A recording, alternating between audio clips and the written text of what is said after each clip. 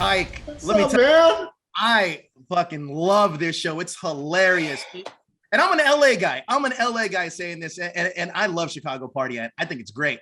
Now, thank you. First question I have for you, brother, is how familiar were you with Chris's Chicago Party parody Twitter account? Oh my God. I remember, it's almost a decade ago now when he started it. And at first we just loved it, right? It's so funny. It's so silly. And we would interact with it and, kind of talk shit to each other and stuff. And it was just kind of funny because it was this little like inside secret, like just a handful of us knew it's Chris.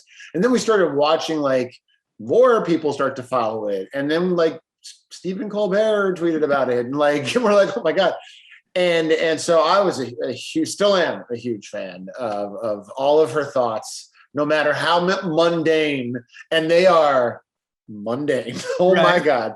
Like one time I remember she just tweeted a picture of like a freeway in Chicago, and cars are going this way, cars are going this way. And she's like, the cars with the red lights are going north. The cars with the other lights are going south. And I was like, why share this thought?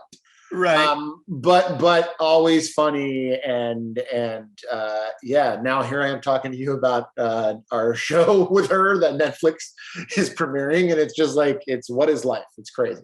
How many Chicago Party ants have you encountered, would you say? Oh my God. Like her actual hair with that like outfit. I have seen that outfit no less than 5,000 times. And the thing is like, I've seen real Chicago Party ants, but everyone has a party aunt or a party uncle or the party cousin or the party friend, who just like, when you see them, like they're going to do something embarrassing.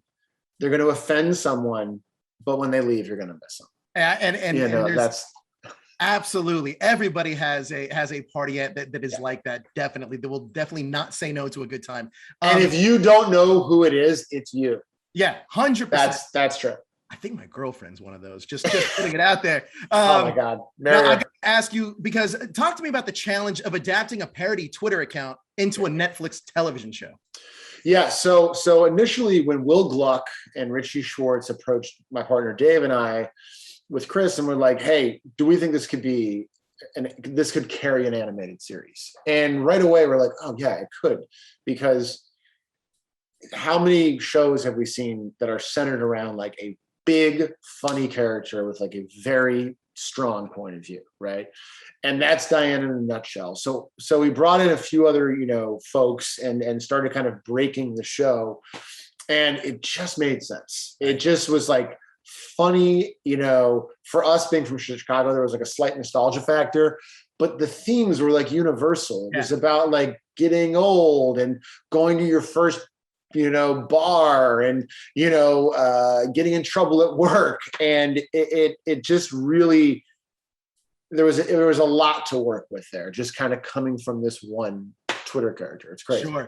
Now we know that Chris started the Twitter account, but now the Chicago Party Ant, at least on Netflix, is a collaborative effort ran by all of you guys that are just amazing comedic minds.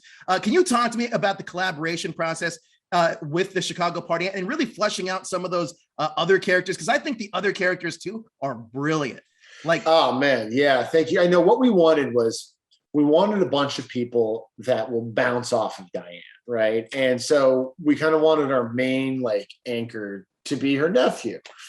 And we love this energy of just like this like really sweet, excited 18-year-old gay kid who's living with his aunt who's out of her mind, and they fight, but also they love each other.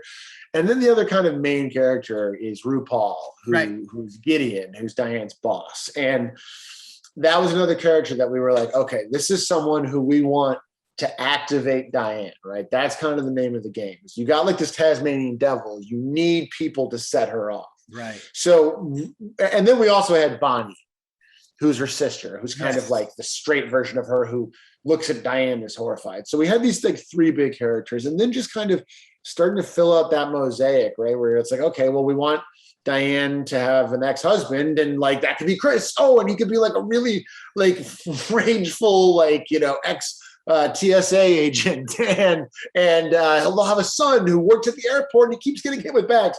So it was just those first like few months where we were kind of starting to really lay out the world were really special and fun. And again, it's just crazy that now years later, like everyone's going to meet these characters that we, laughed about and argued about and just talked about for hours and hours. It's wild. Absolutely. Now, Lauren Ash is also from the Second City. She's amazing, by the way. Amazing. Brilliant. Perfect job at casting that role. What does she bring to the role of Diane that isn't necessarily on the page? Well, I mean, we've all known Lauren for years. Like my brother John, he used to, when he was like cleaning the floors at Second City, she was on the main stage. And she's a powerhouse. You see her on Superstore. She's like a killing field.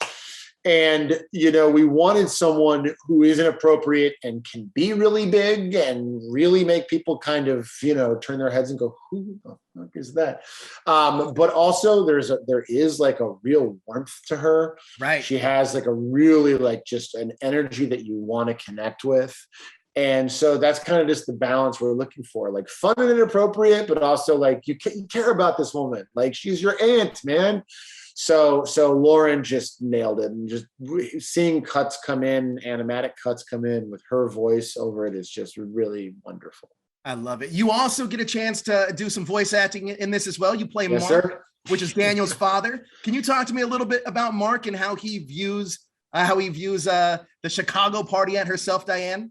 So Mark is by far the most like normal character I've ever. He's a normie. Every character I've ever played has been like an insane pervert or just like a crazy person. And so Mark is just this totally buttoned up, normal suburban dad. And kind of out of everyone, he is the most unlike Diane, where he's like totally repressed and beaten down and just like, yes, dear, whatever you want. So to get to play him was just to play a normal dude was so funny. And he's someone that in season 2, we start to see other sides of him. He starts to, we see the side of him that maybe he is kind of hiding a little bit come out because of Diane. So he's definitely a character that I love to play.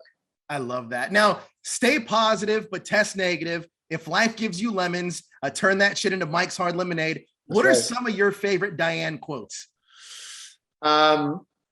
She definitely tells people to go scratch a lot, which our writer Katie Rich told me is like an old thing from like the 70s. Go scratch, which makes me laugh. And then there's a couple times we ever say, tits up, tits out. What are you gonna do? Tits up, tits out. I said it to my wife one night. My wife goes, "What the hell are you talking about?" And I go, "Well, it's a Dianeism." But my favorite, I would say, let me think here. I like when someone says to her, "Are you going to go to the Met Ball?" And she goes, "Fuck the Mets." Love it. I love That's my favorite. Are there any other famous Chicagoans that you would love to be a part of this show? Oh my God. Oh yeah. I mean, like, obviously like Mike Ditka would be very funny to be on an animated show. But if I had to pick one Chicagoan, I would, gosh, this is a tough one. I would have to go with Vince. Really? Very fun. John Cusack. Oh, no. Hold on. Well, here's the thing. Obviously, it'd be Michael Jordan and Scottie Pippen. They would both be like, "Hey, we're not actors. We're not going to do it." Sure. So then I'm going actors. I go Vince, John Cusack. But if 23 to 33 had any interest, or really Horace, anyone from the 90s Bulls, I love Steve Kerr. Watch it. You get Tony Kukoc in there. Luke Longley. Oh my God. Okay, you know what? That's actually my answer. Tony Kukoc. Tony Kukoc, number one answer. Tony Kukoc coming on and playing a character who dates Diane. This will be something I dream about tonight. Yes. Or Susanna even. I love this show. I think it's great. Look at the show. God. It writes itself, right? Well, look, it writes itself. Chicago Party Aunt is hilarious. But one thing, too, is it has a ton of heart. And I want to thank you so much for your time because the show is phenomenal. I love it. So thank you so much. Thank you, man. So great talking to you. And I'll talk to you soon, man.